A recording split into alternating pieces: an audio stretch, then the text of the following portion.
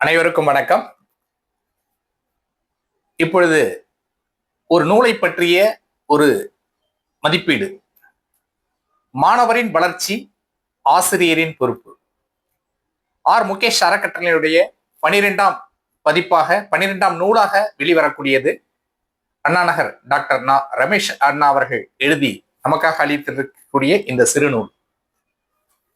இந்த நூலில் ஆசிரியர், மாணவர், பெற்றோர் இந்த மூவருக்குமான உறவு எப்படி இருக்க வேண்டும், அவர்களுக்கு என்னென்ன ஆலோசனைகள் தேவை என்பதையெல்லாம் சிந்தித்து அதற்கான விடைகளாக பல்வேறு தீர்வுகளை அளிக்கக்கூடிய வகையில் இந்த புத்தகம் ஆக்கப்பட்டிருக்கின்றது. டாக்டர் அப்துல் கலாம், மகாகவி பாரதியார், அன்னை தெரசா, இப்படிப்பட்ட விவேகமுள்ள கல்வி சிந்தனைகளை தாங்கி இந்த நூல் வெளிவந்திருக்கின்றது. ஆசிரியர்களுக்கும் மாணவர்களுக்கும் பெற்றோர்களுக்கும் இது மிகுந்த பயனளிக்கக்கூடிய ஒன்று. குறிப்பாக இந்த காலத்தில் டீனேஜ் என்று சொல்லக்கூடிய பதின்ம பருவ மாணவர்கள் தன்னுடைய வாழ்க்கை போக்கை தொலைத்த வண்ணம் இருக்கின்றார்கள். அவர்கள் அத்தனை பேரும் இந்த நூலை நிச்சயமாக படிக்க வேண்டும். இந்த நூலை படிப்பதன் மூலமாக நல்ல பண்புகள் நிச்சயமாக அவர்களுக்கு வளரும். எதிர்கால இலக்குகள் தெரியும். தான் எதற்காக இந்த பூமிக்கு வந்தோம் என்ற பொருளை புரிந்து அவர்கள் இயங்க ஆரம்பிப்பார்கள்.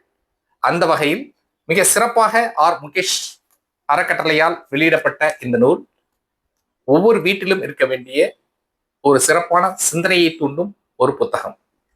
இந்த நூலை முகேஷ் அறக்கட்டளை எல்லா மாணவர்களுக்கும் காசு இல்லாமல் வழங்க தயாராக இருக்கின்றது.